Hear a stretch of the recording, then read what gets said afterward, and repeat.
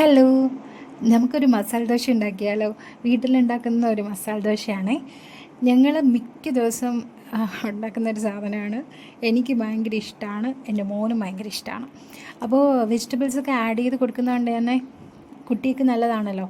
അതുകൊണ്ട് ഞാൻ അതിൽ ഉരുളക്കിഴങ്ങ് മാത്രമല്ല കേട്ടോ ഇടുന്നത്, കുറച്ച് ക്യാരറ്റും ബീട്രൂട്ടും ഒക്കെ ഇടും. അപ്പം ക്യാരറ്റ് ഇന്ന് ഉണ്ടാക്കുന്നതിൽ ക്യാരറ്റ് ഇല്ല, ബീട്രൂട്ട് മാത്രമേ ഉള്ളൂ. ബീട്രൂട്ടും അതുപോലെ തന്നെ പൊട്ടറ്റോയും.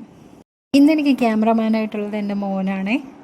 അപ്പോൾ ആ മോൻ എനിക്ക് പെർഫെക്റ്റായിട്ട് അത് കാണുന്നുണ്ടോ എനിക്ക് നോക്കിയിട്ട് പറഞ്ഞു തരാം. ഞാൻ അങ്ങനെ സംസാരിച്ചിട്ടുണ്ട് കേട്ടോ അടിയുന്നത്. അപ്പോൾ ഞാൻ സ്ലൈസ് ചെയ്തിട്ടാണ് ബീട്രൂട്ടും അതുപോലെ തന്നെ ഒണിയനും അരിയുന്നത്, സവാള അരിയുന്നത്. അത് പൊട്ടറ്റോ നമ്മൾ കറിക്കറിയും പോലെ അരിഞ്ഞിട്ടാണ് ഞാൻ ഉണ്ടാക്കുന്നത്. അപ്പോൾ അതാകുമ്പോൾ എല്ലാം കൂടെ ഒത്ത് കിടന്ന് ഒരു വെള്ളത്തിൽ കിടന്ന് വെന്തോളും. അങ്ങനെ ഞാൻ ഇതെല്ലാം അരിഞ്ഞിട്ട് ഞാനിതെല്ലാം കാണിക്കാതെ നിങ്ങൾക്ക് കാണാൻ വേണ്ടിയിട്ട് ജസ്റ്റ് ഇങ്ങനെയൊക്കെ അരിയുന്നത്. ഞാൻ ഇതെല്ലാം അരിഞ്ഞിട്ട് ഞാൻ കുറച്ച് വെള്ളം വച്ച് ചൂടാക്കിയിട്ട് അതിലാണ് കേട്ടോ ഇത് എല്ലാം കൂടെ ഇട്ടിട്ട് ഒന്നിച്ച് പുഴുങ്ങിയാണ് എടുക്കുന്നത്.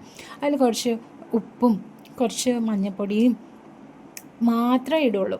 വേണമെന്നുണ്ടെങ്കിൽ നിങ്ങൾക്ക് കുറച്ച് നമ്മുടെ മുളക് പൊടി ഉണ്ടല്ലോ അതിടാം, വേണമെന്നുണ്ടെങ്കിൽ മാത്രം. ഇതെല്ലാം വെന്തതിന് ശേഷം ഞാൻ ചെറുതായിട്ട് എണ്ണ തൂകും. എണ്ണ അല്ലെങ്കിൽ നെയ്യ് നിങ്ങൾക്ക് തൂകാം കേട്ടോ.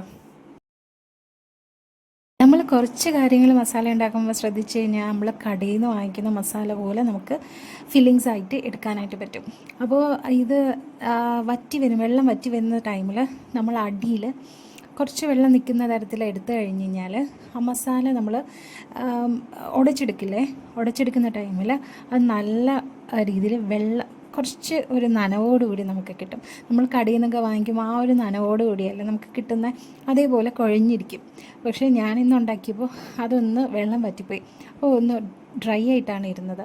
പിന്നെ സാധാരണ ദോശ ചുടുന്ന പോലെ ദോശ ചുട്ടു, അതിൽ നെയ്യ് തൂക്കി, എന്നിട്ട് ഫില്ലിങ്സും വെച്ച് ദോശ അടച്ചെടുത്തു. പിന്നെ നമ്മൾ എന്ത് കറി വേണോ നമുക്ക് കൂട്ടി കഴിക്കാം. നമ്മൾ ചമ്മന്തിയാണ് കൂടുതലും പ്രിഫർ ചെയ്യുന്നത്. ഇന്ന് എനിക്ക് ഒരു കറി ഉണ്ടായിരുന്നില്ല, ഇത് മാത്രമേ ഉണ്ടായിരുന്നുള്ളൂ. ഞാനിത് മാത്രം വെച്ചിട്ട് കഴിക്കുകയാണ് ഉണ്ടായിരുന്നത്. ഇതേപോലെ തന്നെ ഫില്ലിങ്സിൽ ക്യാരറ്റും കൂടെ ഗ്രേറ്റ് ചെയ്തിട്ടിട്ടുണ്ടാകും, അതും സൂപ്പർ ടേസ്റ്റാണ്. അപ്പോൾ എൻ്റെ മസാല ദോശ ഇങ്ങനെയാണ് കേട്ടോ. നിങ്ങൾ എങ്ങനെയാണ് മസാല ദോശ ഉണ്ടാക്കുന്നതെന്ന് ഒന്ന് കമൻറ്റ് ചെയ്യാമോ? ഈ മസാല ദോശ ഉണ്ടാക്കുന്നത് ഞാൻ ആരുടെ റെസിപ്പി നോക്കിയിട്ട് ആരും എനിക്ക് പറഞ്ഞു തന്നിട്ടൊന്നുമല്ല, എനിക്ക് തോന്നി അതേപോലെയൊക്കെ ഞാൻ ഉണ്ടാക്കി നോക്കിയതാണ്. അപ്പോൾ സക്സസ് ആയിട്ടുണ്ടായിരുന്നു. പിന്നെ കണ്ടിന്യൂസ് ഇത് തന്നെയാണ്. നിങ്ങൾക്ക് ഇഷ്ടപ്പെട്ടിട്ടുണ്ടെങ്കിൽ ലൈക്കും കൂടെ ചെയ്യാം കേട്ടോ. അപ്പോൾ ഇത്രയേ ഉള്ളൂ.